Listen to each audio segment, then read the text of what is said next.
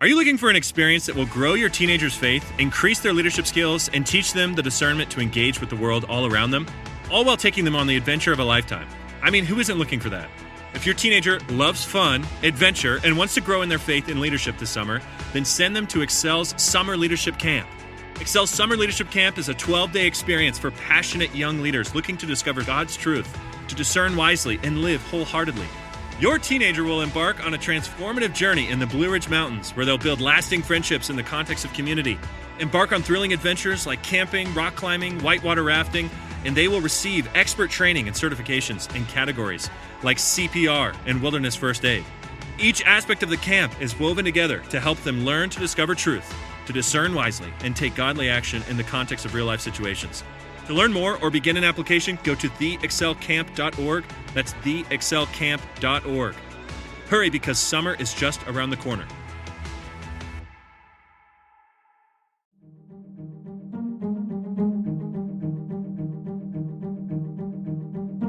Hey everyone, welcome back to the Reclamation Podcast, where our goal is to help you reclaim good practices for faith and life. Today is episode 58 of the podcast, and I get to sit down with author, food blogger, and Instagram influencer Taylor Kiser. Taylor shares in her new book, Eat That Cookie, about what it means to replace your identity with food for your identity in Christ. Such a deep, practical conversation. Some of the things that we talk about in this conversation is how we give food too much power in our lives, right? Whether it's good food or bad food, if that makes us a good person or bad person. And I'm just going to tell you that as a guy who's often wrestled with coping mechanisms, this really resonated. Even if you don't have a problem with food, what you're going to hear is some deep spiritual truth about what it means to root your identity in Christ. So it is my deepest hope that you enjoy our conversation today. If you do enjoy the conversation, please subscribe wherever you listen to podcasts, leave a comment wherever you can, and give us a review on whatever platform you might be on. It helps people find us. Of course, the best thing that you can do is share the episode with a friend if you found it helpful. Share on social media, get the word out about what God is doing in this community. And don't forget, if you're not yet part of the community, we'd love to have you. Text the word RECLAIM to 66866. Text the word RECLAIM to 66866. Sign up for helpful tips, blogs on what it means to reclaim the balance of faith and life. So without any further ado, here's my conversation with Taylor Kiser.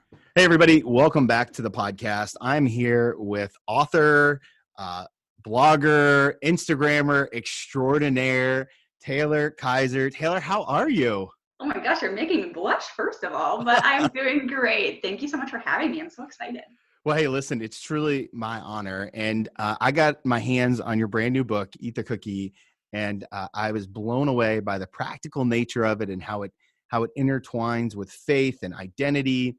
And it's really interesting to me because you're very vulnerable and open right out of the gates in the book about your story. And I guess maybe you could tell us a little bit about your complicated relationship with food and kind of what that looks like. Yeah. Do you want the whole backstory, like from whatever you want to tell? You could just whatever you feel is what people need to hear. Yeah. Cool. So I guess I'll kind of just do the whole thing, because I think you need to know like the very backstory to get the current story. So it really started when I was going, because I'm from Canada, so we don't do like the middle school thing. We go straight into high school. So I was going into high school, and I was like, I think 12 or 13. And like at that age, like, girls want boys to notice them, boys want girls to notice them, all those things, right? So I wanted to look pretty and like be popular. So, and I was like, I wasn't like a fat kid, but I was a little bit chubby, like we all are when we're 12 and 13. And so I grew up in a fairly healthy family, but not like obsessive or by any means. So my dad exercised. He's like, hey, well, why don't you just exercise with me? And I was like, okay, like this is a new thing for me. Cool. And exercise even back then, this was 20 years ago. It's like a different thing from now.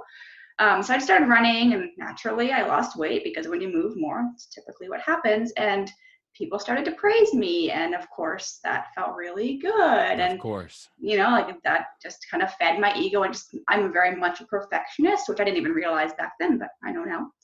And that just fed the beast, I like to say. And then very quickly, I started doing more exercise and eating less because I thought, A plus B equals C, less food, more exercise equals weight loss. And it went from a healthy, good for me thing to a very, very dark thing, because health and fitness is important, but we can totally take it too far. And it was definitely not God honoring, and it was very much worldly. And that ended me up in the hospital almost dying when I was 12, 13. So that is where it started. And then I praise the Lord. That's actually when I found my faith back then. And he walked me through total healing through high school. But then I was in my late teens, and I was dating someone who I thought was going to be like the one. You think at 18, you're like, oh yeah, this is the one, totally. Side note, I did marry the one at 18. Oh, well, I'm jealous. She was my high school sweetheart. But the growth since then, we joke all the time that if we would have known the hard parts in the middle, we don't know if we both would have said yes at 18. So I love that. That's an awesome story. That's great. But that was not my story. So we broke up, and then I guess, my old self went back to, I felt so out of control with that because I thought my whole life was crumbling, which is of course super dramatic for being 18. But that's just, but don't you think though that we're naturally dramatic? Humans are naturally dramatic. I feel like that has to be part of the story, that we have to have drama in there. And so it's important. I feel like without drama, we don't really even have stories, because that's where our issues come from being over dramatized. I don't even know if that's a word, but we're going to call it a word, about our own lives. So anyways, we broke up. I felt out of control. The only thing I knew how to control was food, because it was my past. So I went back to doing that. And then throughout my 19 to say 27, I just really struggled. I was never anorexic, but I had a very bad relationship with food. God wasn't even really part of my life. I would say he was, but if you looked at my life, God was low, and food was really high on the way that I was living. And when you actually say, do you follow Christ, you have to look at what your life is actually looking like. Sure. I thought about it all the time. I exercised all the time. I couldn't eat something that was off my plan, or I couldn't miss workout days. And it was really stressful. I got married eventually. It was stressful in my marriage. It was stressful in my... Okay, so you actually tell a story that in the book that I just found very eye-opening, because my relationship with food is also complicated, just as a coping mechanism. But one of the things that you talk about is purse chicken.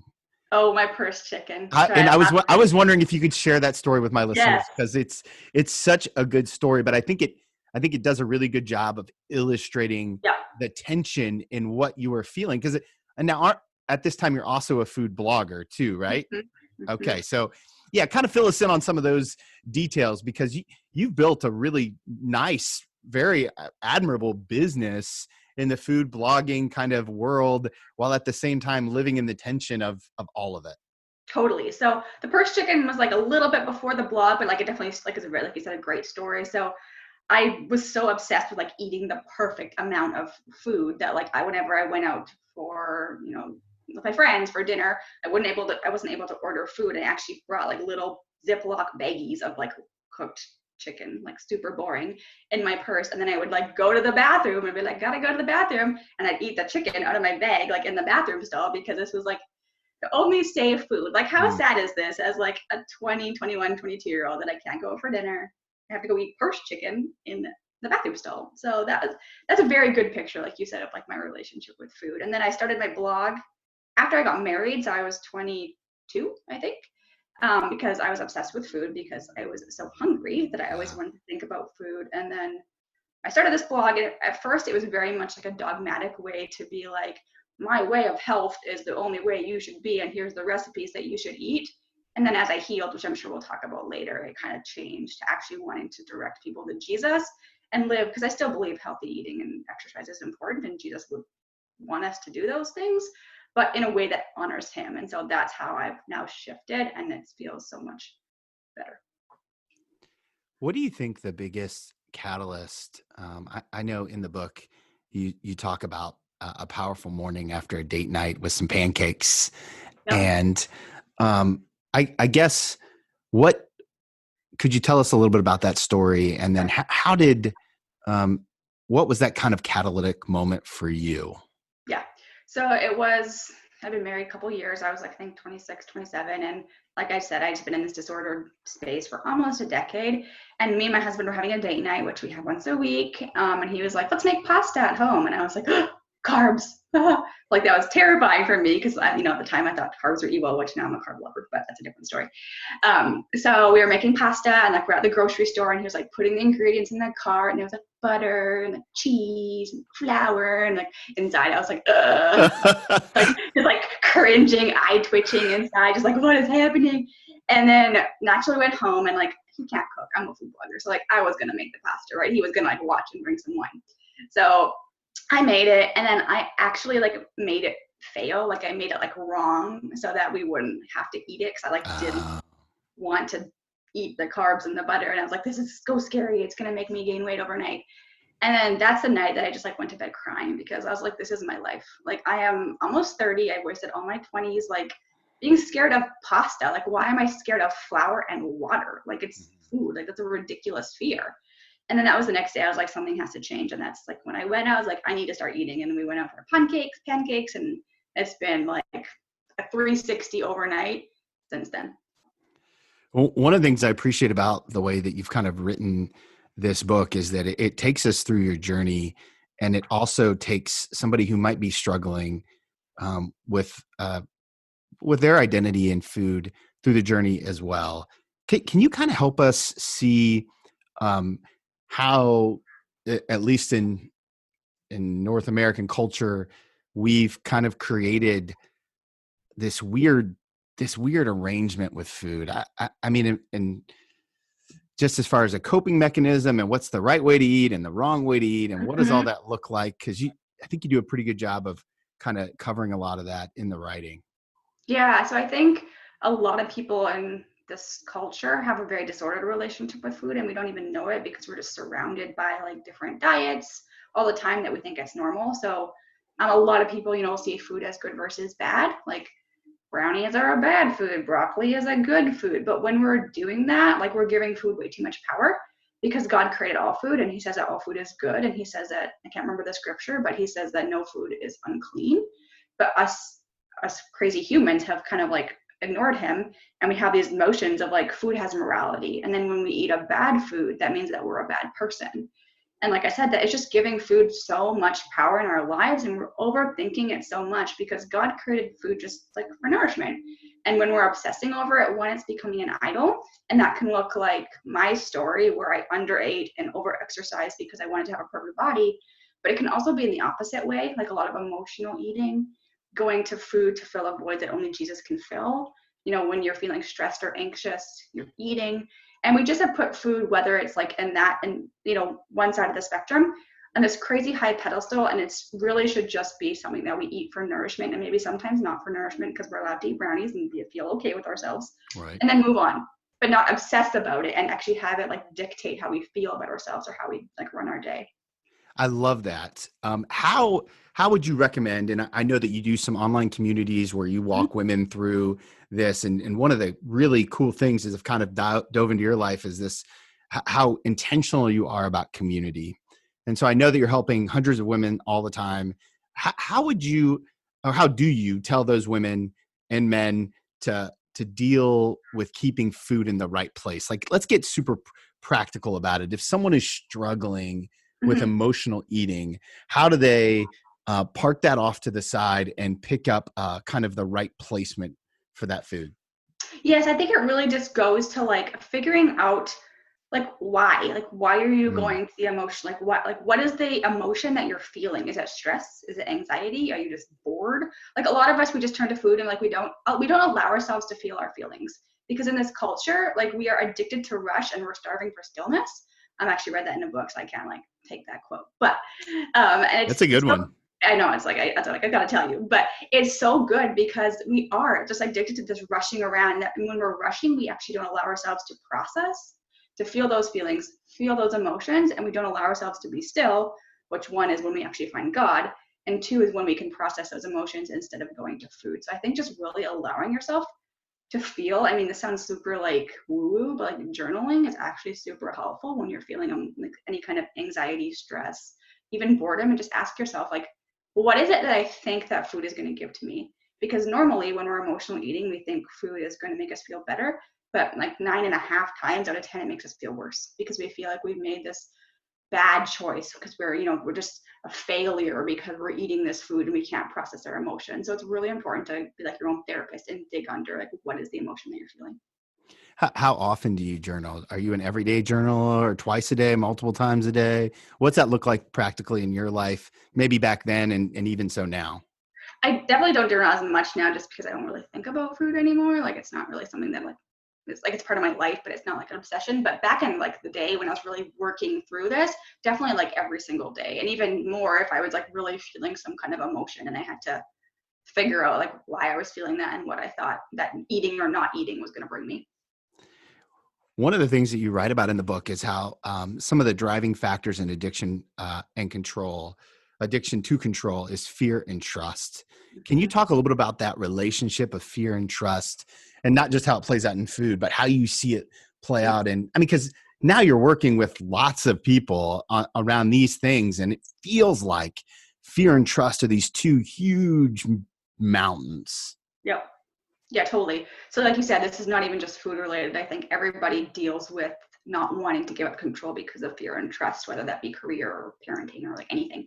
And it really just comes down to when we are fearful and we're not trusting God, or I mean, of course, I wouldn't say God because this is a faith podcast, but you're not feeling like you're trusting something. That is when you try to control. But normally when we try to control something so hard, it's actually when we feel so out of control of it, because it's just like we're just kind of like grasping at straws, if that makes sense, because like ultimately we're not in control. We, like you and I know that it's about God being in control, but we get in this vicious cycle of being so afraid, not trusting, that we try to we try to latch on to control, and then we feel out of control, and so we feel out of control, so we try to control something else, and then we feel out of control, so we try to control something else, and it's just like this never-ending vicious cycle. And really the key to breaking that is to trust, and just to know that like if God will bring you to it, like God will bring you through it. Do you have any rhythms or practices that you do to help build up that trust muscle? Because it feels like it's something that we do, that we need to work on and we need to get better at. And, like obviously in different seasons of our life, we'll trust differently. How do you build up the trust muscle? Yeah, so an exercise that I do with myself and also with the women that I work with is just like, it's super simple. Like it's a little journaling exercise, but look back on your life and like, where has God shown up for you? And it could be like a super simple thing, like he did this little thing for me, but to realize that like he has shown up in your life for you and he has taken care of you in certain times. And then that can really help if you even like keep that, so you can read back if you're going through a period where maybe you feel like God's a little bit far off and maybe you're not trusting him, but just kind of realizing that God like is not a one-trick pony. Like if he's shown up for you in the past, it's going to show up for you in the future. So you just have to like be aware of those moments, because when we're feeling so unsure and so like wanting to grasp onto control, we don't remember those moments. Like they just like fly out of our brain. So really writing them down and being able to reference back to them can be really helpful. It feels like a lot of that is the process of what you've done in the book, right? It is, if you kind of like, in some ways it almost feels as vulnerable as like, wow, I'm kind of reading her journal. It feels like, and pretty much. What has writing this book, and this kind of, obviously this takes a long time, and writing a book is a horrible, wonderful experience. So true. What has it taught you about God? I feel like my faith has like never been stronger because of this book, just because like for one, like I really had to dive into the Bible to find scriptural references, to find like anything that was like related to topics that I want to talk about. So like one, that just strengthened my faith, but it just taught me that like I just said, like God isn't a one-trick pony. Like look at the Israelites in the back, and like 1,000,000 years ago, he showed up for them. They were like wandering around for 40 freaking billion years. I know that's an exaggeration, but and then he saved them, and like they made it to the promised land, and he is still showing up for us now. And I just think people sometimes think like the world is crazy, and like it is, but he will continue to show up because he knows what's happening with everything going on in the world, like no matter what happens. And I just think it's helped me trust more that he truly is the Alpha and the Omega, the beginning and the end, the first and the last, all those things. Oh, I love that. And I love the process of getting there and what that looks like. One of the things you talk about in the book is a quote from your dad, which is feel fear and do it anyway. Yeah, totally. And that's a great quote, but you also include some strategies on how to do that. Can you kind of take us through some of those, kind of the process of what to do when you feel the fear and you're going to do it anyway? Mm-hmm. Yeah, so there's a couple of strategies. I mean, one, you have to just do it, because the only way that we determine if our fears are actually like real is to do it and see that like we didn't die. Mm-hmm. So like it sounds so scary. No, like, but I love that we do it and we didn't die. But we did didn't you die, die? Right? Did you? No, you right? didn't. Did you You're die? okay. No. So like it's really not that scary. Once you do things, your scary thing, whether it be eating a food, like getting the job, like whatever your thing is, once you do it like once, it's not scary anymore. Mm-hmm. So you just have to do it. Just do it.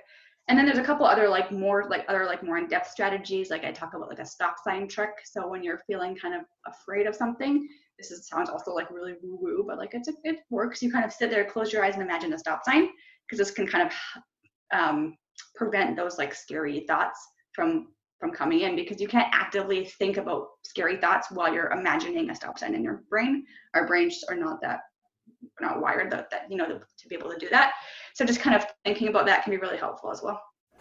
I think you're on mute. Workday starting to sound the same? I think you're on mute. Find something that sounds better for your career on LinkedIn.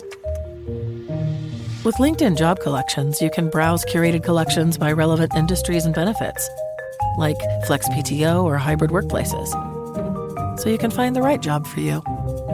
Get started at linkedin.com/jobs. Finding where you fit. LinkedIn knows how. One of the beautiful parts in the book that is you actually use the word girlfriend in the book, as if you're writing this book for a girlfriend. Yep. And guys, I'm telling you, don't let that stop you from buying the book or reading the book. It's still really good, even though you mentioned girlfriend about 1 million times. Yeah. Right. Tell me, where did that come from, and kind of explain your heart in there, because it feels super intentional.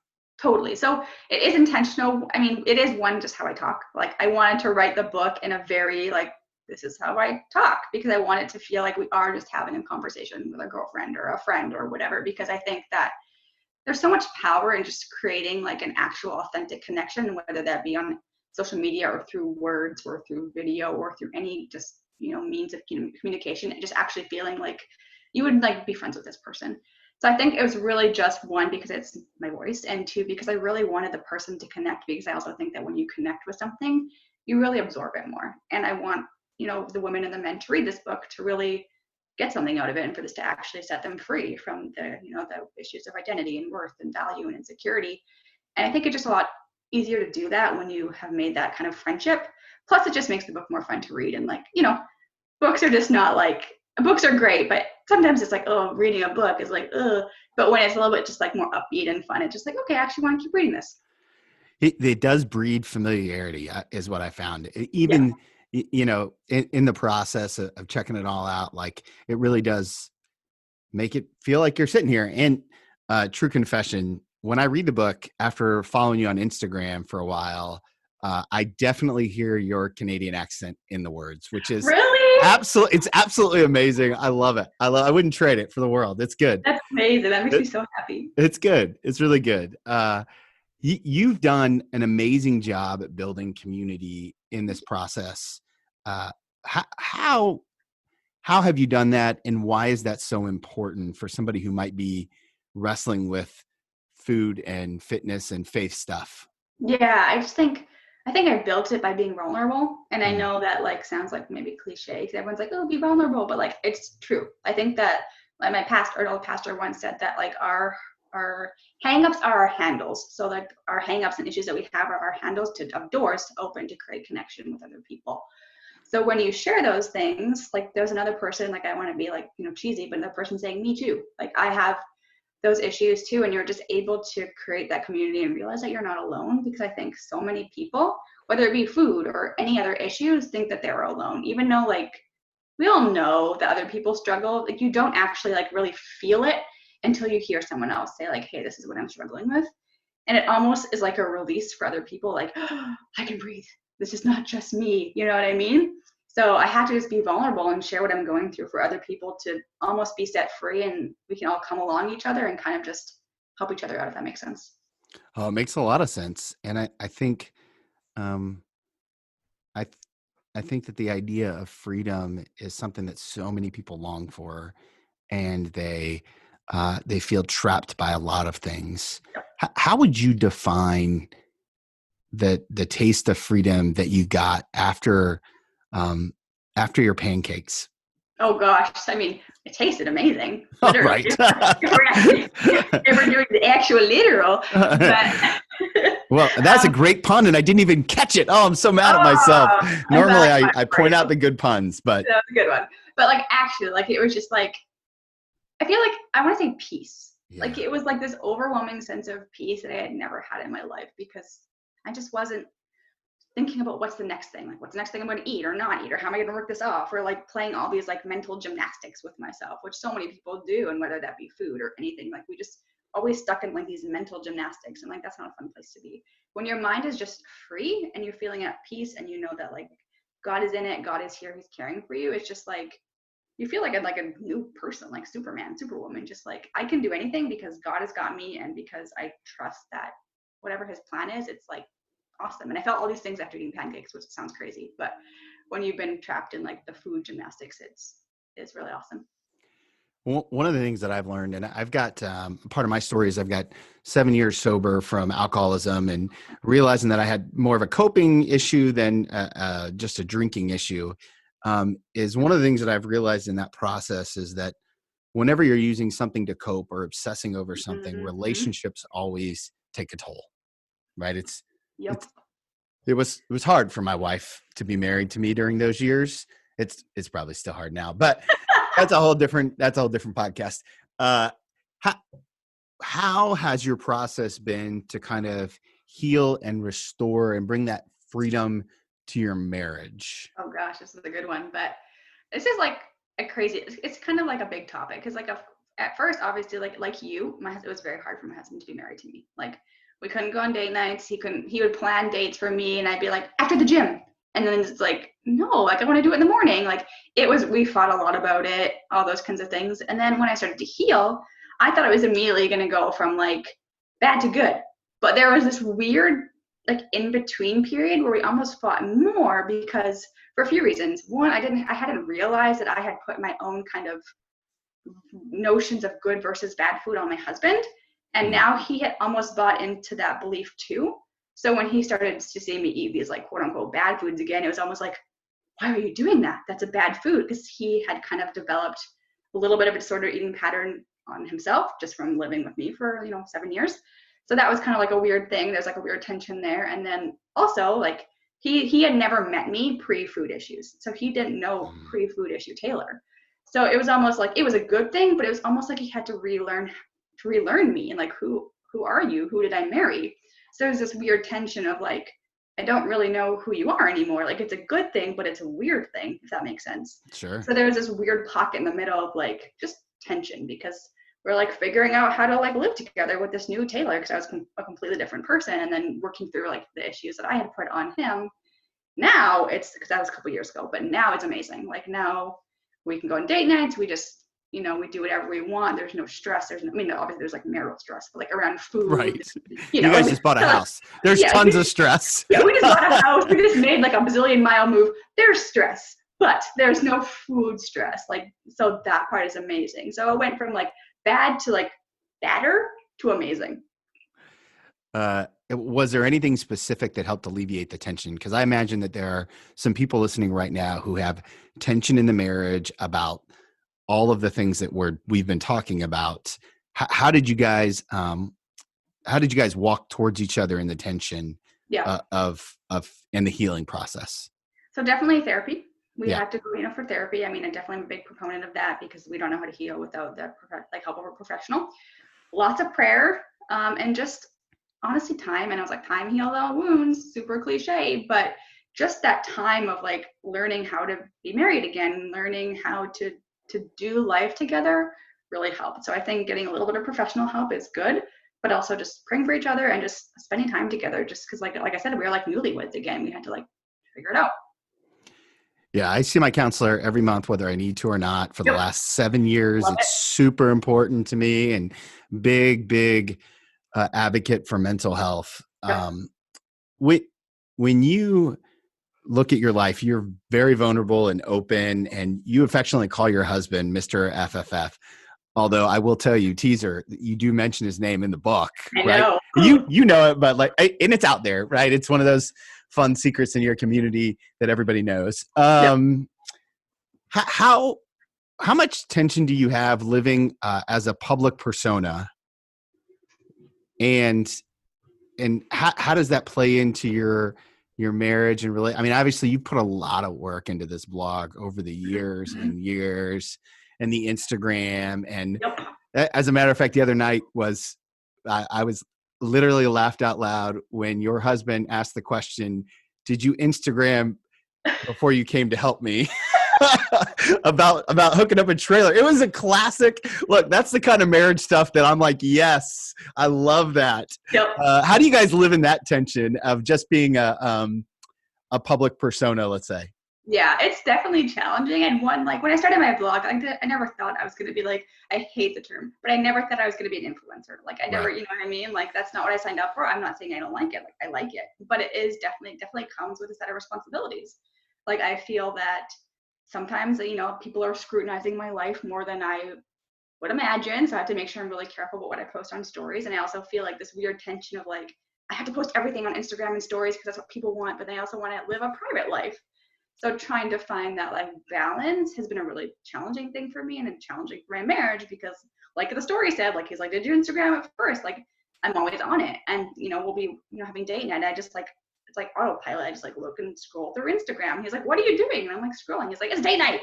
And like I don't even know that I'm doing it. So it's definitely, that's like something that God's putting on my heart that I need to work on. But it's like that weird balance that I have to for business, but I don't like always want to. Yeah, it's a struggle for me, and I'm a pastor, right? And so then I'm always thinking like, man, I'm trying to put out good content and live in that tension. And my wife's like, hey, can you just be present? Yeah. Can you just, you know, like it's the real tension, and it's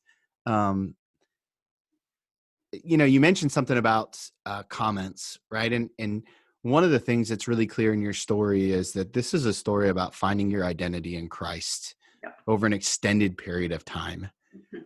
In the world that you live in now, I have to imagine that people are constantly coming at you hot, right? Like just all the time, like with comments and thoughts and just opinions, because that's what people do.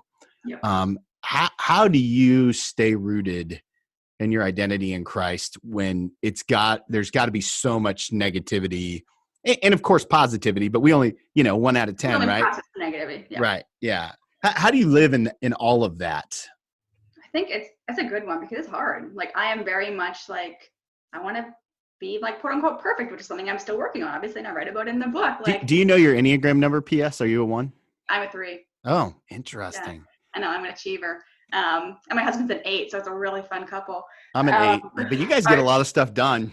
We do. We get a lot of stuff done, but we also butt heads, which is another podcast. But yeah, it's challenging just because there's, like you said, there's a lot of negativity. There's keyboard warriors all the time. I'm constantly just getting like crazy DMs and comments. But I think it's just one, making sure that I spend this sounds getting cliche, but spending my mornings with Jesus really sets me up for the day. And just, okay, if I spent my time in the morning with God and I've centered myself, I spent a time with, read the Bible, praying, I'm able to just like kind of process those people better just because I have my mindset correct.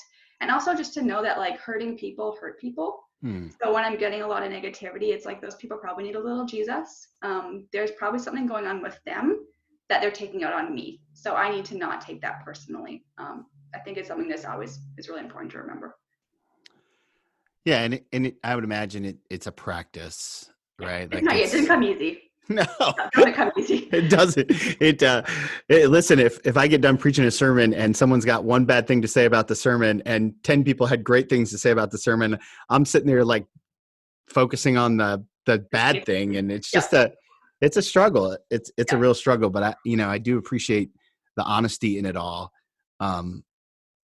One of my favorite lines from your book is, I thought it was under control, but it was controlling me. Mm-hmm. And I'm a control freak, self-professed, right? Like, yeah. I'm an 8 on the Enneagram, like your husband. And so I wonder, how do we gain clarity on what has control over us? Because I read that statement multiple times, thinking to myself, man, there's so many people that don't even know that they're under the control of something else. Yep. How do we gain that? How do we gain that sense of clarity? Yeah, I think it comes down to being super honest with yourself. And a lot of people are like almost like scared to be honest with themselves because they don't know if they're going to like what they'll find. And I think, like we talked about earlier in the podcast, like it just comes to like looking at how are you actually living your life? Like if you say, say you're write down your 3 things that you value in life. Okay, cool. And then look at your life. Are you actually living your life? Like those things are your values. And if not, maybe the things that you're actually thinking about, what are you thinking about all the time? What are you obsessing about? What are things that keep you up at night? Those are the things that you have to look at and see, like, one, are these healthy things to be thinking about? Or are these are things that maybe I'm spending too much time and too much brain space thinking about and worrying about? And because I'm trying to control them so much that now they're controlling me because I can't even have a free moment where I'm not thinking about them. Yeah, it's a lot to process, right? Because, getting honest with yourself is like one of the hardest things we have to do, but yet it's really clear that in our walk with Christ, that's part of the process, right? And, we would call that sanctification and trying to become more and more like Christ in the process of all of that. One of the last sentences of the book is eat the cookie, taste the joy, savor your freedom. And I thought it was beautifully written. And I guess, what does that mean to you today? Yeah. So I think, like, for me, I use cookie because my issue was food, Hey, so, listen, I love cookies. Yeah. I'm here for it.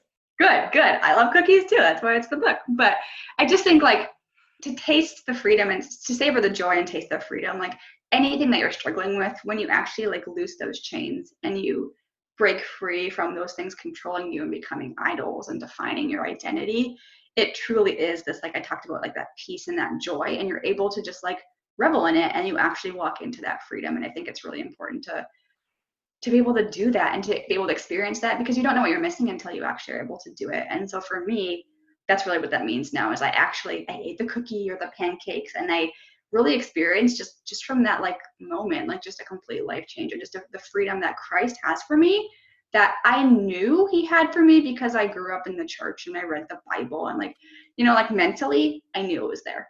But now I actually feel it in my heart, and it's actually like real to me, as opposed to some like magical fairy dust that I hear about in the Bible, if that makes sense.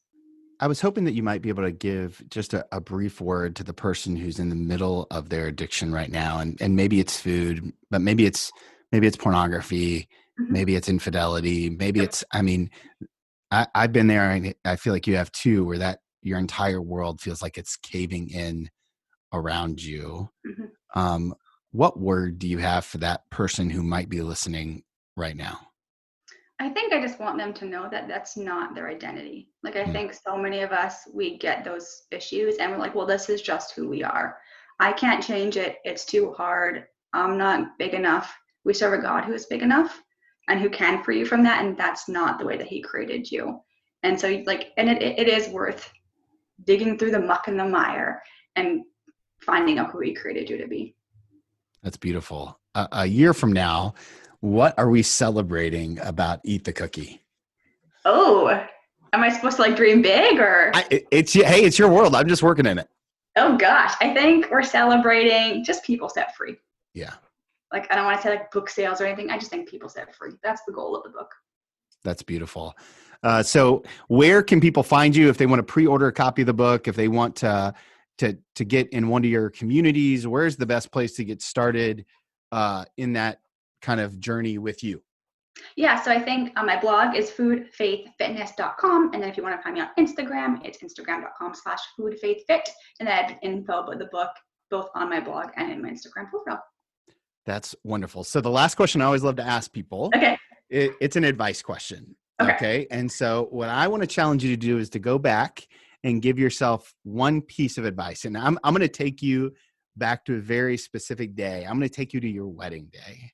Okay. You and Mr. FFF are just said your vows. You're walking out of wherever it was you guys got married at, and you have the opportunity to pull yourself aside and give you one piece of advice.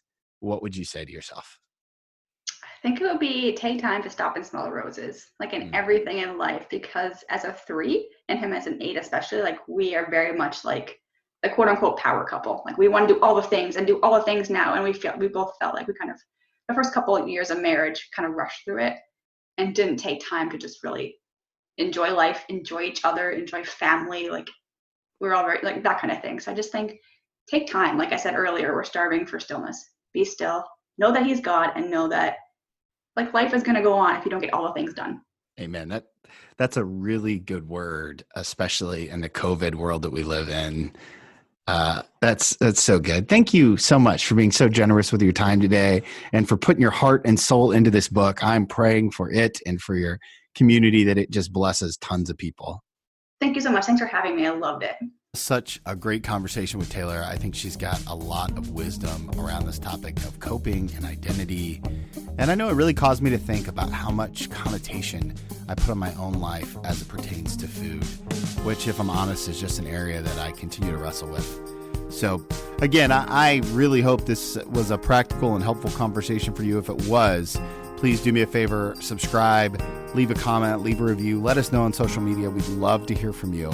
And don't forget, we want you part of this community. So text the word reclaim to 66866. Sign up for helpful emails, blogs, all the things so that you can be connected to an entire group of people who are just trying to do their very best to reclaim good practices for faith and life.